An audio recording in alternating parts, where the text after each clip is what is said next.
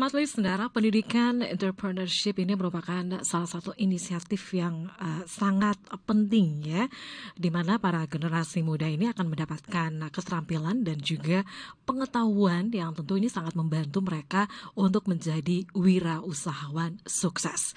Nah untuk hari ini, Smart Listener, di spesial program untuk hari ini, kita akan berbincang selama 1 jam ke depan, tentunya bersama dengan Sekolah Ciputra Kasih ya.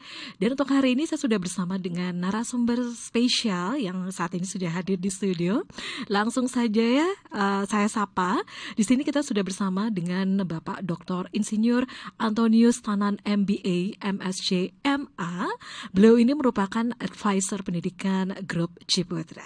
Langsung saja saya sapa, di sini ada Pak Antonius. Selamat pagi Pak Antonius. Selamat pagi Bu Mirsa, selamat pagi Smart Listener. Gimana kabarnya Pak Antonius? Super baik. Super baik. Ya, tentu ini merupakan hal yang jangan sampai dilewatkan ya, karena seorang Pak Antonius ini mempunyai kesibukan yang sangat padat gitu ya Pak ya. Dan untuk keberadaannya di Makassar ini memang harus dimaksimalkan gitu ya Pak ya. Baik, untuk hari ini kita membahas nih mengenai pendidikan entrepreneurship SD, SMP, dan SMA ya. Nah, pada saat tahun ajaran baru nih Pak Antonius ya, biasanya nih para orang tua itu kerasa krusuk ya, sibuk ya, nyari sekolah-sekolah yang di mana mereka ini juga bisa memasukkan anak mereka di sekolah tersebut ya. Tapi yang menjadi pertimbangan mereka yang pertama itu adalah sekolah yang terbaik. Nah, dari Pak Antonius sendiri untuk sekolah yang terbaik itu sebenarnya seperti apa nih? Menurut pandangan dari Bapak Antonius, silakan Pak. Makasih ya. Sekolah yang baik pasti bukan sekedar ijazah. Iya, iya. Ya, sekolah yang baik adalah sekolah yang bisa membawa anak menghadapi tantangan masa depannya. Jadi ketika bertemu dengan sekolah, ya, punya kesempatan bertanya, cobalah tanyakan apa yang mereka pikirkan tentang masa depan, dan dari pengetahuan itu apa yang sedang dipersiapkan sekarang. Anak-anak kita akan hidup untuk masa depannya. Kita tidak bisa membawa hanya daripada masa lalu kita ya, kepada mereka.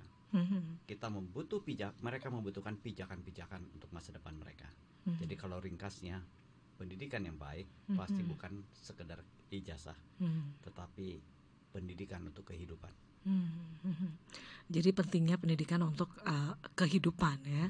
Biasanya kan para orang tua ya, mungkin ada juga yang berpikir gitu ya, ini sebagai harus untuk ijazah, mendapatkan ijazah, formalitas, dan nantinya tuh bisa bisa digunakan untuk bekerja nantinya ya.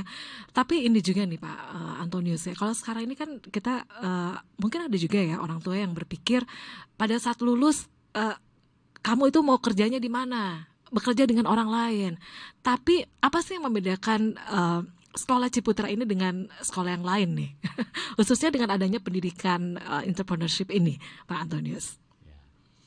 Baik, tidak ada salahnya juga bekerja ke orang lain ya. Iya, iya. Asal dapat kerjaannya. Iya gitu ya. Ya, nah, pengertian entrepreneurship yang lebih luas, pertama pasti bukan sekedar berdagang, bukan juga sekedar buka usaha, tetapi ini adalah tentang mindset, tentang attitude, tentang skill, dan tentang knowledge. Mindset yang seperti apa, attitude seperti apa, skill dan knowledge seperti apa, adalah kemampuan untuk mengidentifikasi peluang di tengah perubahan dan kompleksitas, dan kemudian memanfaatkan peluang itu dengan inovasi, lalu setelah itu berani mengambil risiko yang terukur. Jadi seseorang yang belajar entrepreneurship ya, tidak selalu harus berada dalam bisnis, karena itu adalah mindset. Ya, Pak Ciputra menyampaikan dalam sebuah istilah namanya GAPS ya, Government, Academician, Business, and Society atau sosial. Jadi kalau orang punya jiwa entrepreneur dan punya skill entrepreneur, misalnya dia menjadi bupati, maka dia akan mengubahkan kabupaten yang miskin menjadi kabupaten yang sejahtera. Oh gitu ya. Kalau dia menjadi seorang academician, Dia akan mengubahkan, mentransformasi peserta belajar yang dianggap tidak punya harapan menjadi anak-anak yang punya masa depan. Kalau dia masuk ke dalam bisnis, dia akan menciptakan perusahaan yang tadinya tidak ada menjadi ada, dari kecil, dari mikro kecil kemudian jadi besar. Kalau dia anggaplah menjadi seseorang yang bergerak dalam bidang sosial, sebagai contoh, dia mengubahkan daerah kumuh menjadi daerah wisata, yaitu Jogja ada ya, Romomangun melakukan itu. Yang menyamakan apa? Adalah daya ubah yang kreatif. Ya, sehingga seseorang bisa bahkan story hidupnya sendiri bisa dia kelola sedemikian rupa dengan kreatif dan inovatif, sehingga ya bisa berdampak, ya bisa menciptakan pekerjaan bagi diri sendiri, dan kalaupun dia bekerja ke orang lain, dia akan terus berinovasi. Itu intisari entrepreneurship, bukan sekedar berdagang. Jadi bagaimana untuk bisa berpikir kreatif ya? Ya. Ya, berpikir kreatif untuk bagaimana membangun kehidupan kita lebih baik ke depannya, Ya, betul. ya, Pak Antonius. Dan seperti informasikan tadi ya, bahwa untuk tema kita hari ini mempersiapkan generasi unggul siap bersaing melalui pendidikan entrepreneurship di sekolah SD, SMP dan juga SMA. Nah, Pak Antonius, untuk masuk ya di pendidikan entrepreneurship ya, setahu saya ini kan biasanya didapatkan pada saat kita ada di bangku kuliah nih. Apa yang menjadi pertimbangan nih sehingga untuk pendidikan entrepreneurship ini didapatkan ya di sekolah ya? Silakan Pak. Ya, Bapak Ibu sekalian, smart listener, tadi disebutkan kata kunci yang baik dari Bu Mirsa, yaitu kreativitas dan inovasi. Apakah kreativitas dan inovasi hanya untuk orang dewasa? Tidak. Bahkan pada masa yang saat dia usia sangat dini, sangat penting ya, kreativitas dikembangkan. Itu yang dikenal sebagai the golden age ya, masa-masa 5 tahun pertama. Nah, sehingga waktu kita mengajarkan entrepreneurship, anggaplah untuk anak-anak TK, sebenarnya membuat mereka untuk lebih punya pengalaman lebih banyak tentang kreativitas. Ya, life skill, kemampuan komunikasi, berelasi, penting nggak untuk orang entrepreneur? Sangat penting. Kenapa kita harus tunggu pada saat dia perguruan tinggi? Kenapa tidak sejak dini? Ya, semangat kemandirian, mengambil risiko yang terukur, berinisiatif, proaktif, bukankah itu tipikal daripada entrepreneur? Ya, justru ketika dia dini, ya mereka masih usia dini, kita tanamkan ini supaya jadi habit. Tidak perlu sengaja diadakan. Itu menjadi lifestyle. Nah, oleh karena itu pendidikan entrepreneurship ini pesannya Pak Ciputra, harus sejak dini. Harus sejak dini ya Pak ya. Oke. Wah, ini sangat luar biasa nih. Nah, pendidikan entrepreneurship ini memang harus ditanamkan sejak dini nih ya. Kalau misalnya nih untuk di sekolah Ciputra sendiri ini untuk anak-anak untuk bagaimana untuk merubah mindset mereka tentang pendidikan entrepreneurship ini apa yang dilakukan Pak Antonius? Ya, kami sudah membentuk strukturnya dari mulai sebenarnya dari TK ya, dari SD sampai SMP sampai dengan SMA ya. Misalnya pada saat anak TK, pendidikan entrepreneurship itu selebrasi kreativitas. Biarlah anak-anak itu bisa melihat bahwa kreativitas satu yang baik. Kreativitas itu menyenangkan. Supaya itu tertanam dalam dirinya. Punya ide baru itu bagus. Punya ide berbeda itu oke. Nah, itu selebrasi. Tentu ada pengenalan ya sedikit tentang literasi finansial. Kita ingin anak-anak kita memiliki literasi finansial ya. Ya, ada seorang teman mengatakan begini ya. Kalau shopping anak-anak gak usah diajarin katanya. Tapi cari uang yang mesti diajarin. Oke, ya. Waktu SD ya, kita juga bantu anak-anak untuk bisa mengidentifikasi keberbakatannya atau talentanya dia. Kita berharap anak-anak ini suatu kali berentrepreneur, dia tidak perlu melakukan sesuatu yang tidak ada dalam dirinya, ya hanya demi sekedar uang. Kalau dia punya talenta tertentu, punya passion tertentu, kenapa tidak dari passionnya itu? Jangan sampai hanya sekedar uang misalnya begini. Sebenarnya bakatnya main musik ya. Saya main gitar, main apa, dia kerja di bank. Wah, setiap hari dia tunggu ya, kapan jam 5 ya, karena pengen buru-buru pulang main gitar. Setiap hari Senin, kapan ya hari Jumat ya, supaya weekend ini bisa main gitar. Ya. Kenapa harus hidup begitu? Hmm. Kenapa anak-anak ini nanti tidak bisa hidup dari apa yang sudah menjadi keunikan dirinya melalui entrepreneurship? Nah, jadi SD kita promosikan supaya mereka saling mengenal apa talentanya dan bisa mengekspresikannya. Ya. Nah, kemudian ya mulai ke SMP, ke SMA mulai ada project-project. Ya, kami ingin challenge anak-anak untuk memanfaatkan ya kreativitas, ya talenta diri dan lain-lainnya menjadi sebuah project-project entrepreneurship, project bisnis, project sosial, ya termasuk project corporate entrepreneurship. Corporate entrepreneurship itu orang yang punya jiwa entrepreneur tapi kerja di perusahaan, bisa saja. Oh gitu ya. Inovasi bisa di mana-mana. Begitu Bu Oke, Nisa. iya. Jadi pada saat masuk di SD itu untuk pengenalan dulu ya Pak Antonius ya. Jadi di sini ada proses gitu ya Pak ya. Aha. Oke, kemudian masuk di jenjang SMP itu lebih tinggi lagi tingkatannya Pak ya. Karena proyek ya, Iya. mulai masuk proyek ya. Oke, baik.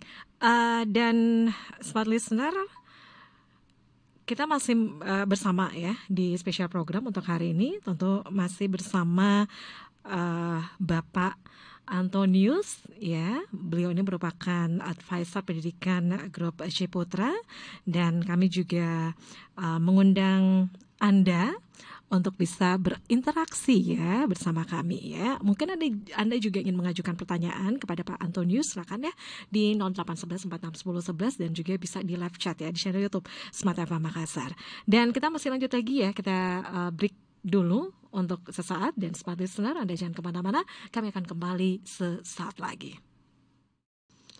Baik, terima kasih Smart Listener, Anda masih bersama kami di spesial program untuk hari ini, masih bersama dengan Sekolah Ciputra Kasih ya, masih bersama dengan advisor pendidikan grup Ciputra, ada Bapak Antonius Tanan. Kita masih lanjut lagi ya. Baik.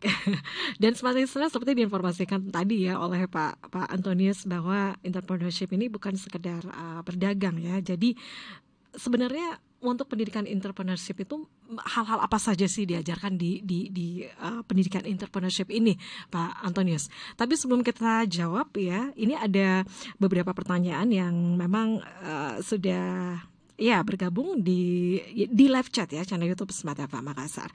Baik, langsung saja. Ini pertanyaannya dari YBF ya. Untuk era digital saat ini, apa sebaiknya diajarkan ke anak-anak didik terutama entrepreneurship di Sekolah Ciputra Kasih? Kebanyakan kan gawe itu hanya untuk game online nih untuk anak-anak sekolah, Pak. Silakan Pak Antonius. Ya. Pertama, kita tidak bisa menghindar dari digital. Yeah. Itu masa depan. Nah, cuma problemnya begini, digital itu hanya kita gunakan sebagai kegiatan mengkonsumsi, to consume. Dan namanya to consume, kita harus membiayainya. Jadi keluar uang, keluar pulsa kan keluar uang. Yeah. Nah, digital sebenarnya fungsinya tidak sekedar untuk kita konsum. Konsum news, konsum gambar dan lain-lain. Ya, masalah untuk anak-anak yang harus kita perhatikan juga kalau dia konsum hal-hal yang negatif. Tapi pada dasarnya kita punya kebiasaan untuk konsum. Namun sesungguhnya digital juga memberikan peluang to create. Bukankah kalau kita mesti digital bisa bikin video, bisa bikin gambar, bisa bikin cerita, bisa blog dan lain-lain. Jadi dari to consume harus pindah to create. Dari to create, how to commercialize. Itu malah jadi income. Digital tidak salah. Entrepreneurship dengan digital akan mendorong anak untuk berpikir bagaimana caranya gawe saya ini bukan alat buang uang, tapi menjadi alat cari uang. Ya, jadi bisa ya diubah pikirannya seperti itu gitu ya. Ya tentu harus didorong ya, dan dapat dukungan dari sekitarnya ya. Ya, jangan-jangan nih ya sebentar lagi minta beli pulsa ini lagi nih kuota gitu kan. Ya, ditanya anaknya kuotanya untuk apa, akan menghasilkan apa. Ayo bikin blog dulu. Ditantang gitu ya Pak ya. Bikin blog ya, Ya. blognya nanti dikasih berapa pulsa. diubah gitu ya Pak ya. Baik, oke, terima kasih ya untuk Anda yang sudah bergabung. Kemudian untuk pertanyaan berikutnya, selamat pagi, katanya keren banget. Nah, bagaimana cara menarik minat siswa agar menyukai pendidikan entrepreneurship? Cara pembelajarannya itu seperti apa sih? Nah, ini sama ya dengan pertanyaan saya tadi. Sebenarnya untuk pendidikan entrepreneurship itu apa-apa saja sih yang menjadi urgensinya, Pak? Ya, Ya. ya. Saya barangkali mulai dengan ya di TK kami ya. Kalau kami sudah ada sekolah-sekolah di berbagai tempat di Indonesia. TK itu temanya tentang kreativitas, dan kreativitas itu fun. Orang harus bisa menyenangi entrepreneurship. Ya, saya juga menyenangi entrepreneurship. Kenapa? Karena entrepreneurship membiasakan kita untuk menyambut tantangan dengan solusi kreatif. Seseorang dengan memiliki jiwa entrepreneur tidak puas melakukan segala sesuatu tuh yang rutin dan yang biasa. Dia akan selalu berpikir bagaimana caranya untuk membuat ini lebih baik. Bukankah ketika kita berhasil membuat sesuatu lebih baik dan lebih kreatif, itu menyenangkan hati kita dan kita ingin melakukan lagi? Ya. Mulai nikmati bahwa kreativitas sesuatu yang menggembirakan. Ya. Bahwa kalau kita berdampak positif untuk orang lain, itu menggembirakan. Ya. Dan ketika menggembirakan, kita ingin melakukannya terus. Oke, itu yang diajarkan Ya. ya di sekolah Ciputra itu. Nah, terima kasih ya untuk Mbak Feby yang juga sudah bergabung bersama kami. Kemudian ya, oke, kita masih bersama Smart Listener dan iya, kita masih membahas mengenai pendidikan entrepreneurship SD, SMP, dan SMA. Nah, untuk sekolah Ciputra sendiri nih Pak, bagaimana program pendidikan di sekolah Ciputra Kasih ini berbeda dengan program-program pendidikan di sekolah-sekolah lain, dan untuk keunggulan dari program entrepreneurship di sekolah Ciputra Kasih. Nah, tadi seperti diinformasikan ya, jadi bagaimana untuk berpikir kreatif gitu ya Pak Antonius. Mungkin bisa ditambahkan lagi nih Pak, keunggulan lain ya di sekolah Ciputra Pak. Ya, tentu sebagai sekolah yang juga tunduk kepada aturan yang ada di negara kita, kita adalah sekolah yang resmi dan ikut aturan. Ya. Namun kita juga tahu bahwa aturan kita, kebijakan yang ada memberikan ruang ya untuk tiap sekolah juga mengembangkan muatan lokal dan kreativitas mereka. Nah, apa yang kami kembangkan? Satu itu entrepreneurship. Hal yang lain, kami mengadopsi sistem pembelajaran di Finlandia ya. Ya, saat ini Finlandia dikenal sebagai salah satu negara katanya paling bahagia. Yang menarik juga karena nilai PISA-nya tinggi. Jadi mereka ini academically itu bisa apa di papan atas, tapi juga bahagia. Nah, kami mengadopsi itu dalam sebuah program sebagai yang namanya Positive Education. Ya, kami bekerja sama dengan sebuah organisasi di Finlandia. Pada prinsipnya kami ingin memberikan perhatian lebih kepada well-being dari anak-anak. Bagaimana anak-anak kita ini bisa belajar, bisa sekolah dengan bahagia, ya. Sementara itu juga bertumbuh dalam karakter, ya. Seseorang itu ketika dia makin dewasa, kita ini kan ingin dia makin kuat, ya. Ya. Nah, kadang-kadang kita juga sikap kepada anak terlalu protektif, ya. Pada saat kita menjadi terlalu protektif, sebenarnya membuat anak-anak tidak menjadi lebih kuat, ya. Nah, di Finlandia itu anak-anak dilatih skill, ya, seakan-akan anak masa depan itu ya kalian akan hadapi tantangan dan lain-lain. Tapi kalau kamu punya kreativitas, kalau kamu bisa berelasi dengan orang lain, kalau kamu bisa menjadi orang yang bisa diandalkan, kamu jangan takut. Nah, jadi bersikap positif, ya. Tantangan akan selalu datang, tidak perlu sembunyi, ya.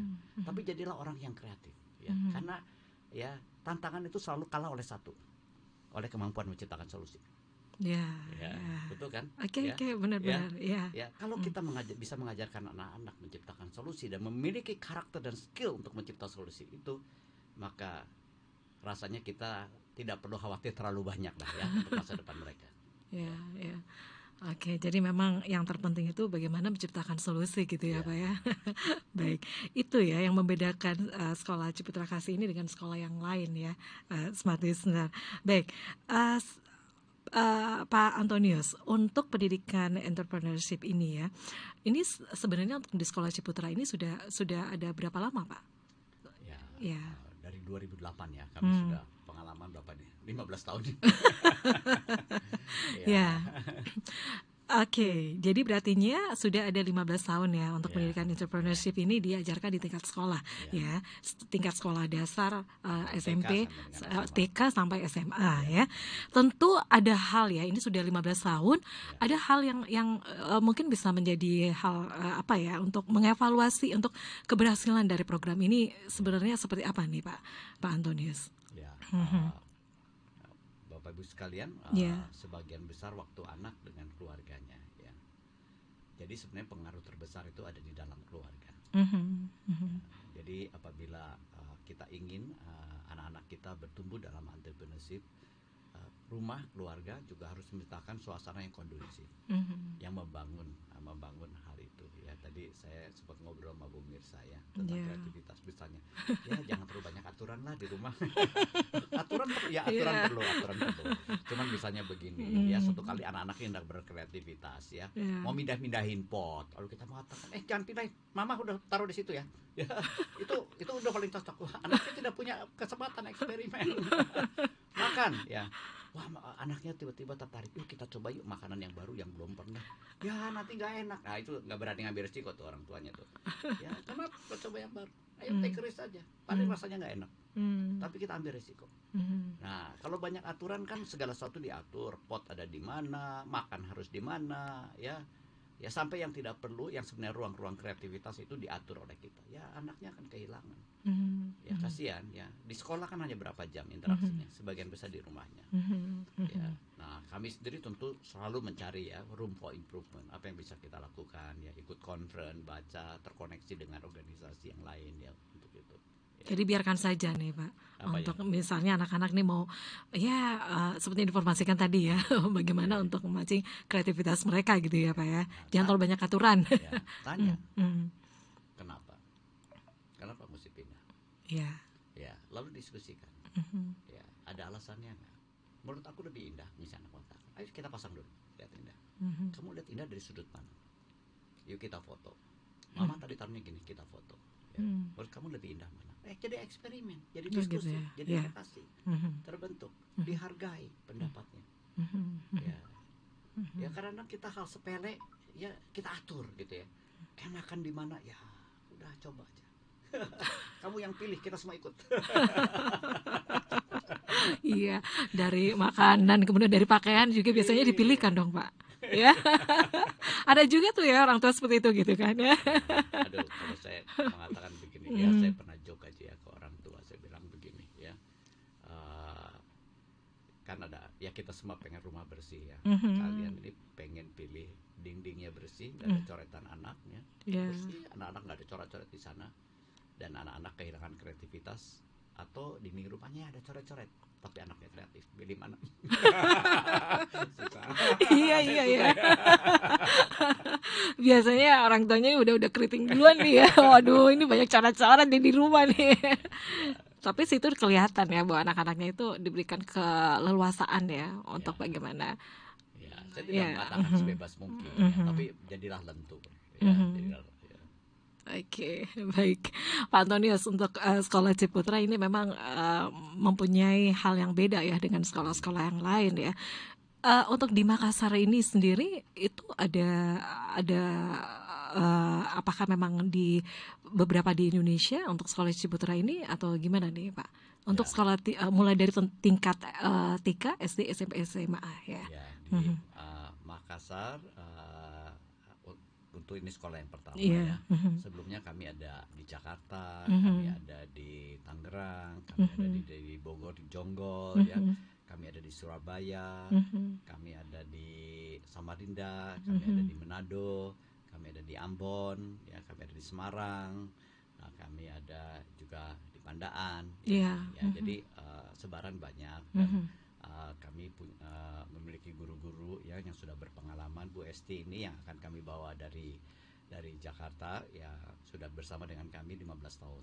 Ya, nanti akan memimpin di di Makassar. yang akan memimpin di Makassar ya. Selamat datang Bu Hesti ya. Baik, jadi memang ya untuk Sekolah Ciputra Kasih ini sudah ada beberapa ya di kota besar di Indonesia ini. Nah, dari pengalaman sekolah Ciputra ya di lokasi lain, nah apa yang menjadi tantangan ini Pak ke depannya untuk mengimplementasikan program entrepreneurship ini, Pak Antonius? Ya, kami ingin mengajak keterlibatan orang tua ya.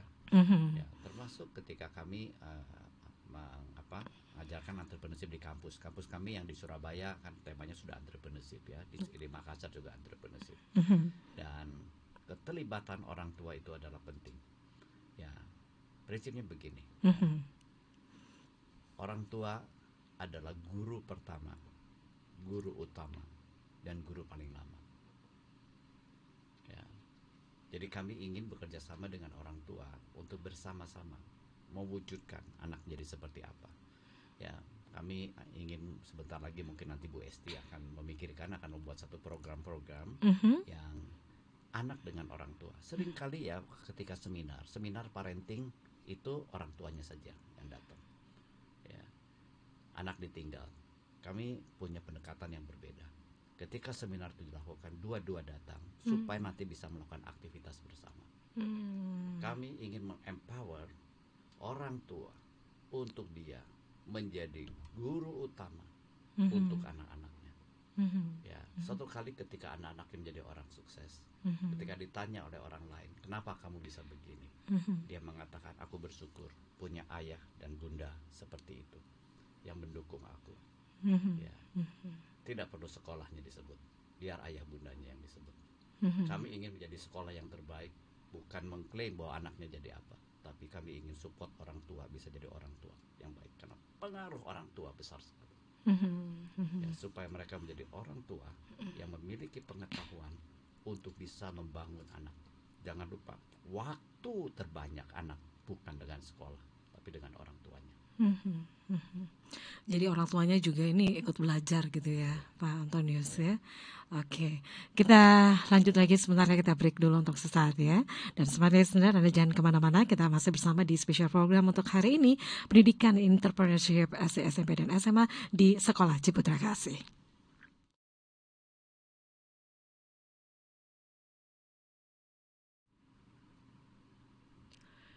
Baik, terima kasih Smart Listener. Anda masih bersama kami, masih di spesial program Pendidikan Entrepreneurship SD, SMP, dan SMA, masih bersama dengan Pak Antonius ya. Kita lanjut lagi nih Pak Antonius. Dan sekarang ini kita ada pertanyaan lagi, coba saya baca lagi dari Pak Kresna Wicaksono nih ya. Wow, inspiratif sekali. Nah, seperti apa sistem pendidikan di Sekolah Ciputra Kasih? Apakah siswa dituntut terjun langsung nih Pak? Silakan. Pembelajaran yang terbaik untuk entrepreneurship atau yang sangat terkait dengan mindset ya, terkait dengan skill, attitude, kami menyebutnya sebagai experiential learning, belajar melalui pengalaman. Ya, ribuan tahun yang lalu Confucius pernah mengatakan, I hear and I forget. Aku dengar dan aku lupa. I see and I remember. Saya lihat dan saya ingat. Tapi yang terakhir ditutup, I do and I understand. Aku melakukannya dan mengerti. Nah, kalau kita ingin anak-anak itu mengingat, ya, dan kemudian anak-anak juga mengerti, ya artinya see and do itu adalah experience berdasarkan pengalaman. Jadi belajar entrepreneurship itu bukan nyatat-nyatat terus gitu, baca-baca terus gitu. Ya, kami menyebutnya experiential learning. Ya tentu experience ini macam-macam ya di desainnya ya. Ya. Jadi ada bukan teori aja terus gitu ya. Jadi ada langsung praktek gitu yang dilakukan gitu ya. Baik, kita ada pertanyaan lagi dari Dian. Pak, bagaimana soal biaya sekolahnya ya? Silakan sebentar hubungi ya. Sekolah ya. Hubungi sekolah ada Ada Udah nomor ya. penasaran ya, udah penasaran ini. Ya. Baik. Dan smart listener, untuk Anda juga nih ya, kita masih menantikan Anda mungkin yang ingin bertanya langsung saja ya di 0811 atau juga di channel YouTube Smart FM Makassar. Baik, ya biasanya nih Pak, ini eh, pengalaman langsung gitu ya, Pak Antonius nih ya. eh Biasanya di para orang tua ya, orang tua yang bekerja kemudian pulang ke rumah melihat rumah yang berantakan gitu kan, itu biasanya langsung tekanannya tuh langsung naik gitu Pak. Hmm, Nah ini gimana nih ya, untuk ya, menghadapi situasi rumah yang seperti ini nih Pak? ya. Anak-anak melakukan kesalahan ya kita hukum, kemudian anak-anak melakukan hal yang baik itu kayaknya susah banget ya untuk kita bagaimana untuk mengucapkan terima kasih atau bagaimana tuh Ya. Pak? Ya, Baik ya, ya, ya itu wajar Bu ya. Hmm. Banyak orang yang melakukan tidak sendirian. Kadang-kadang saya juga begitu. Iya, ya, Namun mengingat hmm, begini ya, mhm, waktu kita dalam keadaan emosi kita tidak baik dan anak-anak mhm, juga emosi tidak baik, biasanya apapun yang kita omongin dari telinga kanan keluar telinga kiri. Anak kita nggak dengerin kita, tapi sedang berusaha bagaimana mikir jawabannya. Nah, hmm, sehingga ya pada hmm, saat hal-hal yang penting misalnya terjadi seperti itu, coba cari non conflict time. Non mhm, conflict time itu misalnya ketika tenang mau tidur, kita tidur di sebelahnya. mhm, Ya, nak ini mama suka sedih nih, udah capek lihat apa kok berantakan. Kamu bisa bantu mama nggak supaya bisa lebih rapi? Gitu. mhm, Nah, saya rasa anak-anak akan bersikap positif. Jangan lupa memuji. mhm, Ya, kata-kata untuk keluar ya yang marah atau kita menegur ya mhm, itu otomatis ya. Dan yang sering lupa itu adalah memuji, sehingga mhm, ada yang mengatakan untuk mendidik kita sebenarnya pakai 2 jari katanya. mhm, Satu kali jari telunjuk, wah kalau lagi marah telunjuk keluar ya. mhm, Kedua pakai jempol katanya ya. Yang telunjuk ini gampang sekali keluarnya ya. Nah, namun kalau telunjuk yang gampang sekali keluarnya itu bisa bisa menciptakan persoalan lain ya. Ya, bisa menghambat kreativitas, bisa menciptakan kebencian kepada mhm, orang tua kalau ngomongnya salah seperti begitu. mhm, Nah, apa yang bisa membangun semangat anak? Ya, itu mhm. jempol. Sering jempol nggak sering dikeluarin itu. Ya, nggak tahu. Padahal nggak perlu beli di mana-mana ya jempolnya. Tapi kita coba cari alasan ya secara Mhm, proaktif ya. Oke, mhm, hari ini atau kemarin anak-anak melakukan apa? Hari ini sudah kita pikirkan. mhm, Datu datang pada dia mengatakan, nah kemarin mama lihat kamu ya masukin motornya rapi banget lu, mhm, mesinnya udah dimatiin lu jauh-jauh hari. Itu keren. Ya mhm, terima kasih. mhm, Ya. mhm. Nah, Oke, ya. jadi jangan marah-marah mulu gitu ya. Ya. Penghargaan dan juga pujian ini perlu gitu ya Pak Ya. ya. Oke. Nah, Pak Antonius, dan oh ya kita adanya pendidikan entrepreneurship ini ya di Sekolah Ciputra Kasih. Nah ini apakah bagaimana dengan pengaruh masa depan untuk siswa ini, Pak? Ya. Ya, gagasan pendidikan entrepreneurship sejak dini itu dari Pak Ciputra. Ya, Mhm, mhm, dari tahun 2006 sebenarnya ya dia mhm, sudah melihat ini ya. Saya ya, kebetulan yang ditelepon oleh dia pada saat saya masih di Ciputra Group untuk kita harus menciptakan untuk dari mulai dari TK ya. mhm, Wah, saya terkejut sih ya. Ini aneh nih permohonan ini. Bayangkan ini tahun sekitar 2006 2007. mhm, Akhirnya tahun 2007 saya dengan beberapa orang teman saya yang sudah ada di Education Ciputra Group, kami pergi ke Amerika untuk hadir di konferensi Entrepreneurship Educator untuk mhm, K12 untuk anak TK sampai dengan SMA di Amerika. mhm, Saya kaget tuh sampai sana. mhm, Kenapa? Karena itu pertemuan yang ke-25. Artinya pada tahun 2007 sudah 25 kali, sudah 25 tahun sudah ada asosiasi entrepreneurship educator di Amerika. hmm, Tidak heran kalau saya lihat sekarang banyak startup-startup yang hebat dari Amerika karena mhm, inspirasinya banyak. mhm, mhm, Ya, saya melihat wah Pak Ciputra benar. mhm, 2008 mhm, kita mulai. mhm, Ya, karena ya ini sebuah kebutuhan. Kalau ditanya Pak Ciputra, kenapa harus pendidikan entrepreneurship? Dia bilang ini adalah strategi yang sangat penting untuk menghadapi masalah bangsa kita, yaitu apa? Kemiskinan dan pengangguran. Saat ini ya sepanjang saya tahu jumlah lulusan perguruan tinggi yang menganggur 1 juta orang. Kalau kita ditanya, kenapa sudah lewat yang paling tinggi? Sekolah paling tinggi perguruan tinggi, tidak ada perguruan maha tinggi. Ya. Kenapa sudah lewat yang paling tinggi, tapi tolong diri sendiri tidak bisa? Bukankah itu sebuah tantangan? Ya buat Pak Ciputra, solusinya adalah pendidikan entrepreneurship sejak dini, supaya anak-anak kita dibantu secara bertahap mengalami sebuah proses edukasi, sehingga harapannya dia bisa tolong diri sendiri di masa depan. Oke, itu ya. Jadi memang bagaimana anak-anak ini diajar untuk berpikir kreatif ya, Pak Antonius. Nah, bagaimana nih peran orang tua untuk mendukung pendidikan entrepreneurship siswa di Sekolah Ciputra ini, Pak Antonius? Ya tadi saya sudah katakan peran orang tua besar. Salah satu hal yang bisa dilakukan oleh orang tua adalah yuk kita lakukan proses bersama-sama ya. Kami sekarang sedang merencanakan satu kegiatan bersama orang tua dengan anak ya. Nanti Sekolah Citra Kasih akan mengumumkan. Kalau Anda tertarik Anda bisa kontak ke sana. Sebuah kegiatan orang tua dan anak datang bareng lalu melakukan aktivitas entrepreneurship bareng. Misalnya di dalam mall. Ya. Mall itu sering sekali kita kunjungi. Ya. Tempat terbaik ya kalau kita ingin buang uang. Kenapa tidak kita jadikan mall itu juga tempat belajar ya. Nah, entrepreneurship education bisa membantu. Oke. Nah, untuk dari Pak Antonius juga nih, pesan Pak Antonius nih untuk ke orang tua dan juga siswa nih untuk mempertimbangkan ya untuk memilih sekolah terbaik dan unggul ke Sekolah Ciputra Kasih nih. Silakan Pak Antonius. Ya, Bapak Ibu sekalian, mari pikirkan dan pertimbangkan Sekolah Ciputra Kasih. Ya. Sekolah ini ingin membangun anak-anak bersama Anda, tidak sendiri, ya, untuk anak-anak bisa menginovasikan masa depannya melalui pembelajaran entrepreneurship. Oke, itu ya smart listener. Iya, dari informasi yang kami peroleh nih di Sekolah Ciputra Kasih, ini katanya sudah membuka pendaftaran ya untuk tahun ajaran baru 2024-2025 dengan harga spesial ya, SPP ya, benar ya. Dan diskon 50% katanya untuk uang pangkalnya. Ya, dan selain mengembangkan pendidikan entrepreneurship, keunggulan apalagi nih yang dimiliki Sekolah Ciputra Kasih di Makassar ini, Pak Antonius? Ya, tadi saya sudah sempat sampaikan tentang kami juga mengadopsi pendidikan di Finlandia. Dari Finlandia. Iya, oke. Yang positive education.